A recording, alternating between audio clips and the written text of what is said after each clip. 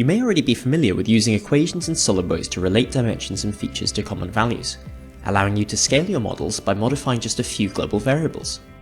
You may also be familiar with creating configurations to create variations of similar products, perhaps by changing certain dimensions or controlling suppression states of components or features. But did you know that the equation manager also allows you to assign different values for equations to each configuration of your model? This allows us to quickly create different product sizes with appropriate scaling. This can be incorporated with typical configuration controls such as suppression of features. Generally, the easiest way to configure equations is to use global variables in the design. This way, only a few values will need to be modified to change the overall size, rather than having to potentially rewrite equations for each configuration. In this model, global variables have been assigned for the height, width, and depth for the table, which in turn drive variables for the smaller nested table. These values are then applied to various dimensions and features, such as patterns, across the part to achieve an appropriate scaling when the values are changed. Finally, the nested table is moved from the center using the move bodies command for visual purposes. To configure equations, we need to start by creating a new configuration. To do this, we right-click in the Configuration Manager and then click Add Configuration. Then we return to the Feature Manager design tree, right-click on the Equations folder and click Manage Equations.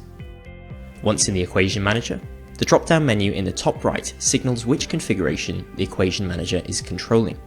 This can be used to quickly switch and apply values to other configurations.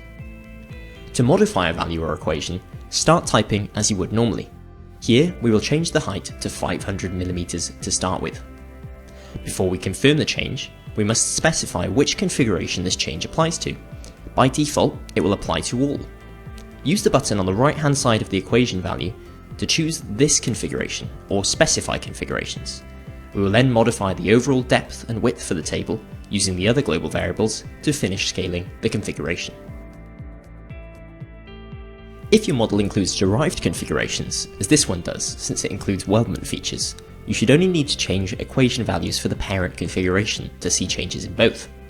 If you want the derived configuration to use different values, be sure to change them after modifying the parent, or opt to use standard configurations instead. If we want a certain configuration to be unaffected by any equations, we can just change the value column to a numerical value, such as 450mm. We can also completely unlink a dimension from an equation in a specific configuration by modifying it and removing the equal sign before ensuring that the change only applies to the current configuration using the configuration button. Tire assemblies, which will in turn generate all of the relevant parts and drawings when the product is ordered and sent for manufacture. Once you've configured equations for one configuration, we can utilize Excel design tables to speed up the process for editing further ones. By using Insert, Tables, Excel Design Table, and Auto Create, we can generate a table which includes the global variables which we have already configured. This would allow us to quickly create further configurations by creating new rows and inputting new values for the global variables. We could even take this a step further by incorporating Excel equations to allow advanced formula-based controls over the appearance of additional features or parts based on input values. For a deeper dive into how you would create and use Excel design tables, watch this video. If you'd like to learn more about equations and configurations, or perhaps you're just looking to expand your SOLIDWORKS knowledge, consider attending one of our certified SOLIDWORKS training courses.